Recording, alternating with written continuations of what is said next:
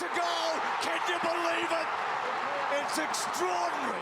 Because the top of the agenda, she is one of the biggest figures in the game. She's without question the greatest in the early history of the AFLW. All the storylines are linked into her. She's the competition's best. She was the best in the grand final. And that's where it ended. It's an uncertain future for Erin Phillips. Tonight, she's in Melbourne. She's attending the W Awards, where she's expected for the second time to be hailed as the competition's best and fairest.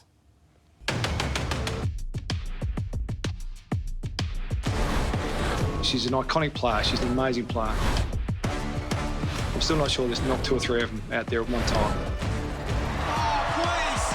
Erin Phillips, the superstar. I wanted to be an AFL footballer since I could walk and talk, and wanted to be exactly like Dad. Oh, good take. Guess who? Wowee. To pick up and play footy again and find the passion and enjoyment to play sport has been something that's just been a lifesaver.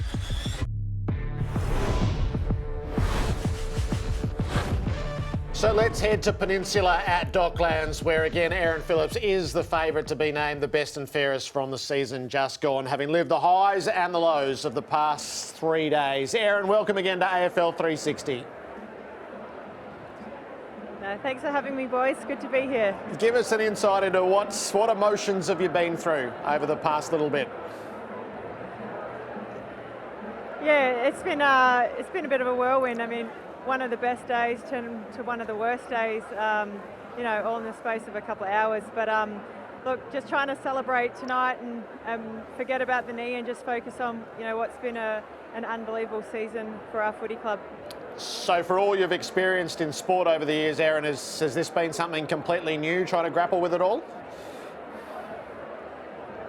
Yeah, it really has. It's, you know, like I said, one of the best and one of the worst days, and you know, trying to forget about something, you know, a knee injury that, you know, is quite difficult to go through. I've already been through one before, and try to celebrate something that's been obviously really challenging. But you know, tonight I feel really good, and you know, like I said, I'm here to celebrate tonight what's been a fantastic year for the you know, Adelaide Crows. I know you're trying to move forward, Erin, but I cannot not ask you. When you were going off the ground, it was both a beautiful moment and a really despairing moment, and all your teammates and all the Carlton opponents came up to you. You looked like you were in tears. Can you tell us, describe that moment, can you? Yeah, it was obviously something.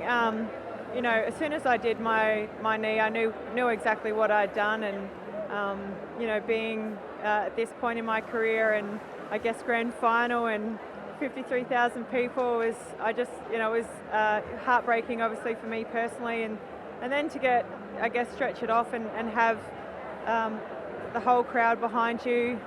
You know, my teammates, obviously the Carlton girls, rallied behind me. It was something so special, and it's something I'll never ever forget in my whole life. It was just really special. Hard to describe. It was very, very emotional. I was obviously in tears. I tried to keep it together, but yeah, failed pretty bad.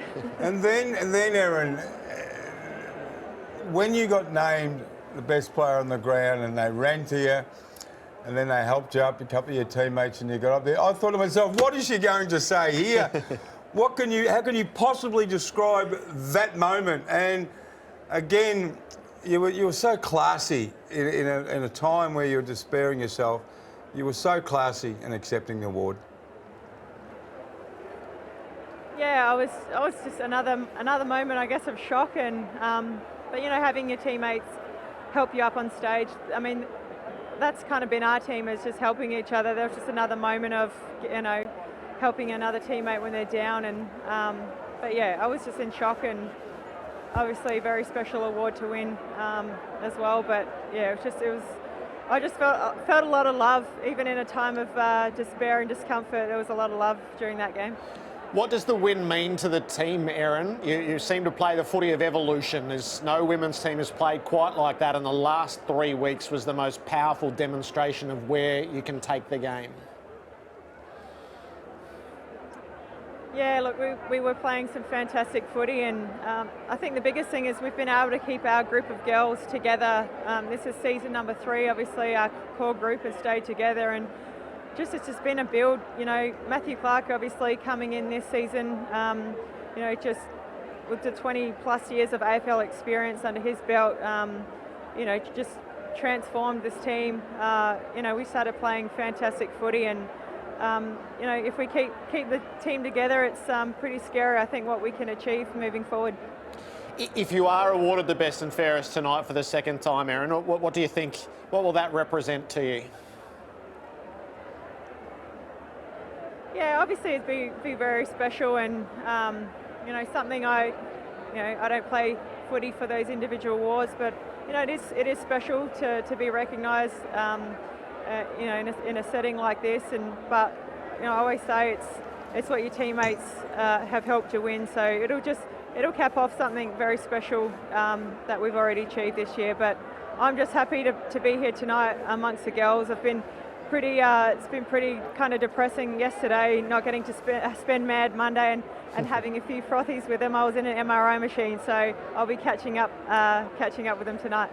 Are you a Mad Monday sort of expert? How do you play your role? Sit back a little bit at the bar, or are you the kind of person to jump on the table and belt out a song?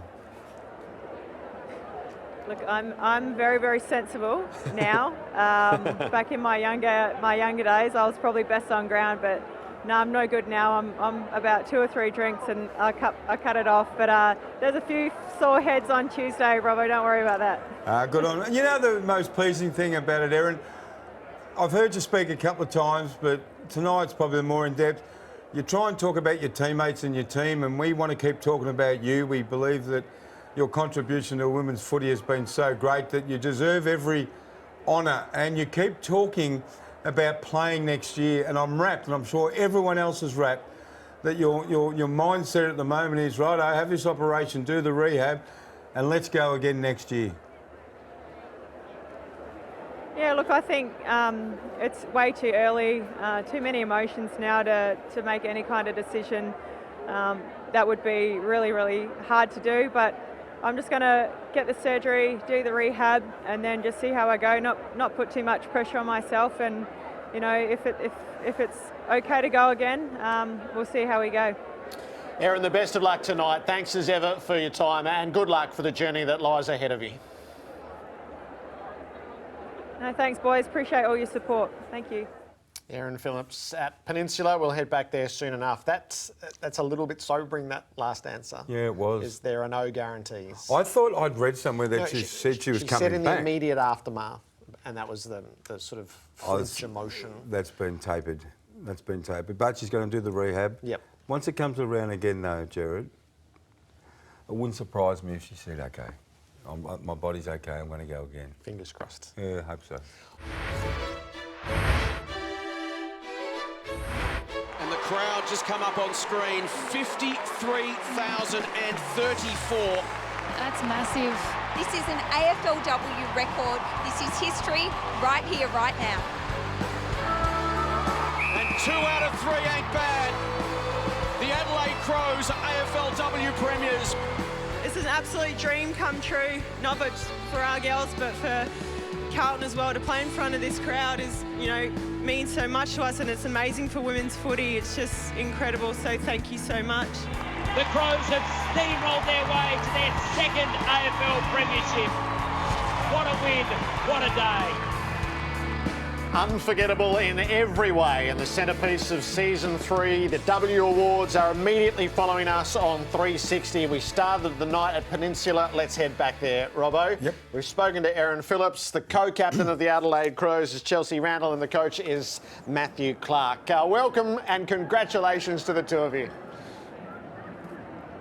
Well, thanks so much, guys. Thanks very much. Matthew, have you had a chance to savour it over the past 48 hours at all?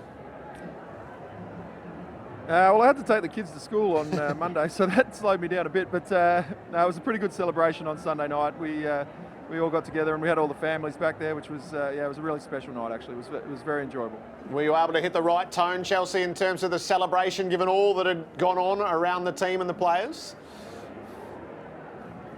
Yeah, it was a great time to be around each other and, like Matt said, around the families and everything. So, yeah, it's nice to be here in Melbourne and now celebrate, our season gone. Congratulations, Chelsea. It's Mark here. Erin Phillips, and we'll talk about Erin in a second with both of you, but Erin gets a lot of headlines and deservedly so, but you've had a pretty outstanding year. We had Gil McLaughlin with us early in the year, and I said, who's your favourite too? And he said, Erin Phillips and yourself. And I said, no worries, you're South Australian. I think that you've won the Most Courageous Award again this week. Can you talk about your performance, the team performance this year outside of Erin? Yeah, I think, it's just a special group, our Adelaide Crows girls, and, being down in the back line, our defensive half has been outstanding and our midfielders worked really hard in some of the skill acquisitions and bits and pieces through there. So just collectively as a group, Matt's taken us from, one level to the next, and, it just showed in our football this year, and we're just enjoying every minute of it. If you had to ask or answer one question, Matthew, about what did you bring and what did the girls invest on what you brought? What was one thing? Well, I didn't bring too much, mate. They're a pretty talented group. I think all of the other 9 coaches would say that if they'd had the group that I had, they might have been holding the cup up as well. So, we've got an extremely talented group of amazing athletes. They've already had an amazing bond. And so basically we just, invested a little bit of time in skill, a little bit of time in structure, but ultimately we just try to let them play because when the coaches get in the way, sometimes we make it worse. I remember halfway through the year I started talking to Chelsea about, going back into the packs, sort of recklessly, and saying, well, maybe sometimes you don't need to do that. And then she started thinking about it and stopped doing it. And I should never have ever have said that. She's a ridiculously courageous athlete, and I can't believe I even tried to get in the way. So no, I just point them in the right direction and let them go. They're pretty much self-driven athletes. You've had a pretty good AFL career, Matt, but I was really, really interested when you said, this is, if I can get the quote right, this is the best group you have worked with. Why is it so? Daniel Harford, the opposition coach, almost said the same thing. Why is it so pleasing? Yeah, I probably said it was the most united group, which it clearly is. They are, the connection between the team is unprecedented, really. Particularly the players that don't get a game, which is always, the toughest thing in coaching is to tell someone that they're not going to be in the team. I dropped Sophie Lee before round 2 against her old side, Carlton, and she said, "That's all right, Doc. Whatever's best for the team, mate." And I said, "You could at least get a little bit angry." But fortunately, Chelsea bludged that week. Had a bit of a tight hammy, so we got Soph back in there, and she played all the games, and she was just a great role contributor for us, as they all were. Chelsea, is it true that you live with the Clarks at the moment? Yes, I'm just, living out in the back of... Well, that's not entirely true. We look after a dog and she visits occasionally. Exactly. So, there's clearly material to work with here. So co-captain and coach in the same household. Are the conversations about footy pretty regularly? The only conversations we have are about babysitting and how she hasn't done quite enough yet. I'm working on it. Now, what kind of dog have you got? I've got a Border Collie Cross Labrador. And what's its name? Or her name? Bung knee. Bit like the rest of our team. He used to be a veterinarian, so hopefully he'll do a backyard job and help me with the ACL that she needs done. Coda did the first ACL of the year. We've had 3 more, which has obviously been the tragedy of the season. But they'll all get back, and even Coda. And hopefully we'll see more, particularly of Erin. It would be great for her to be able to go around another year. Chelsea, we spoke to her at the top of the show. Amazing scenes, both sadness and despair, both beautiful and despairing at the same time. Tell us what it's like to go through that with a teammate such as Erin Phillips. Even just initially when we saw Chloe go down, it's just gut-wrenching. And then to see Erin, only a quarter later just to do her knee, it was, not ideal, and it's an injury that you don't necessarily want anyone to have to go through. But I know that she's an absolute champion both on and off the field, and she'll be back bigger, better, stronger, even if that's possible. I mean, she's an incredible person, and we'll work through those injuries together.